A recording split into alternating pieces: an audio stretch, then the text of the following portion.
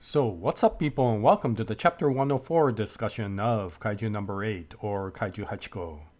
So, Chapter 104 came out about 10 days ago, and as always, I will leave a link to this chapter that's currently being shown on the publisher's official website, Manga Plus, for free to the North American audience. So, if you're interested, we'll go take a look at it before they pull this chapter back.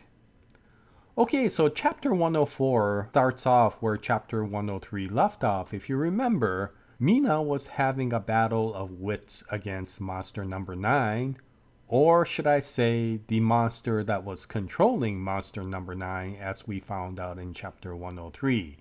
And at the end of Chapter 103, Mina's consciousness was confronting that monster itself.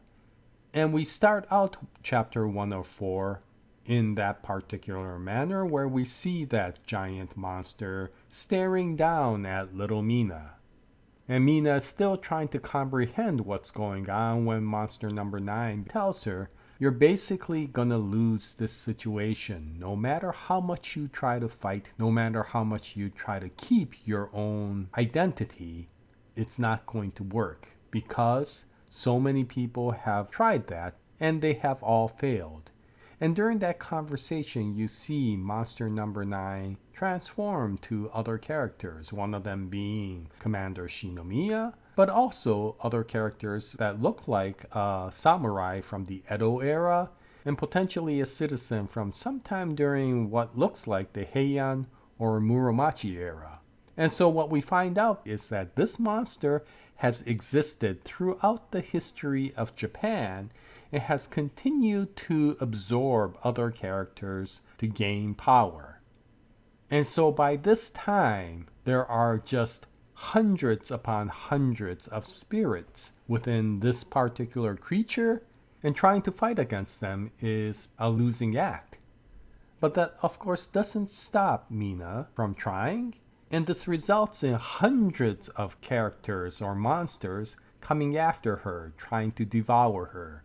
And it takes all of the effort of Mina just to prevent herself from being absorbed.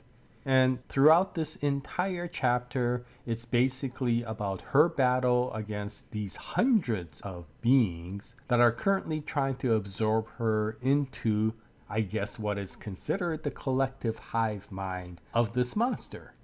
And Mina's realizing the futile action that she has, because no matter how much she tries to defeat them, there are just too many in the horde.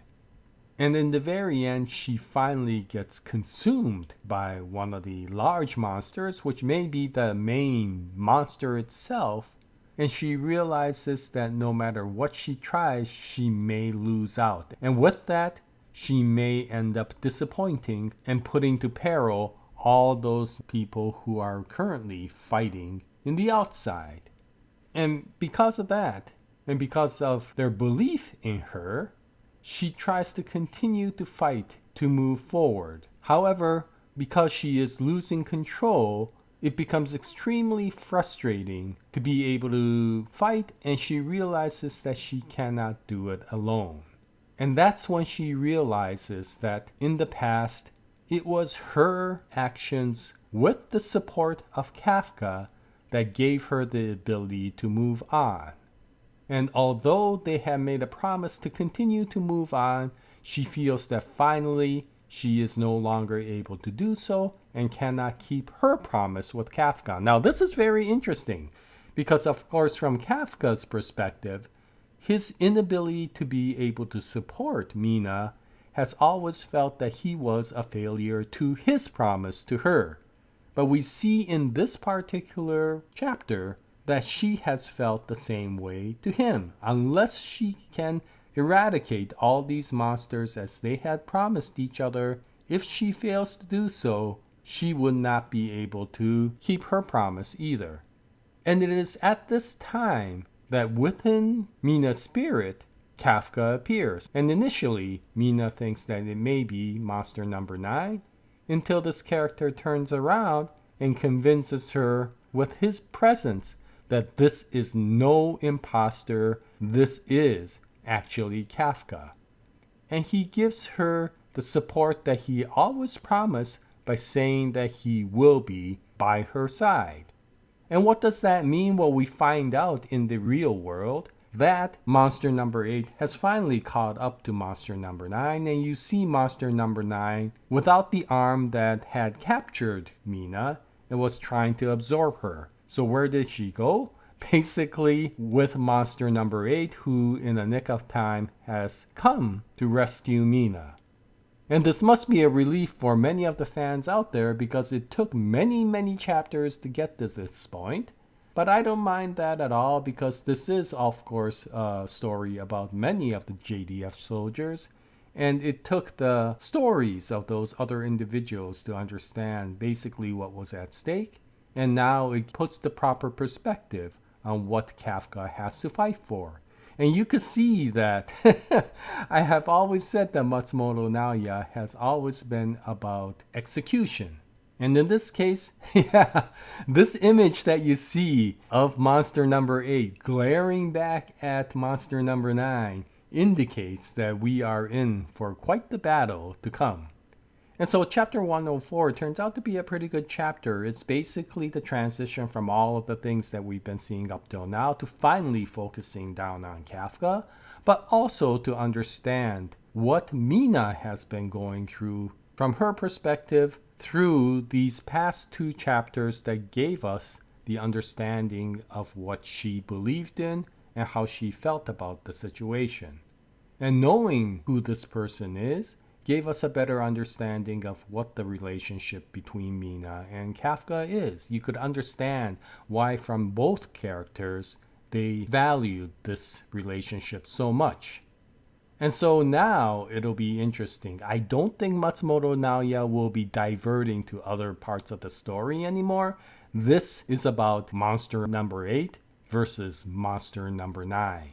Kafka versus this unknown, overpowered being that has been around for a long time. Now, I don't think that this will end up being just monster number 8 defeating this all-time boss, but I do feel that maybe he will be able to defeat against monster number 9.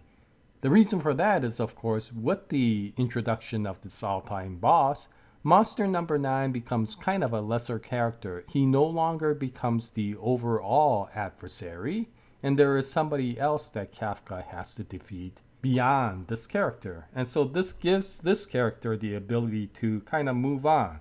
Now, it'll be interesting because monster number 9 turns out to be a prisoner of this over being himself. And so if monster number 8 is able to defeat him and release him from the grasp of this overbeing, will monster number 9 actually appreciate monster number 8's efforts before moving on or passing away?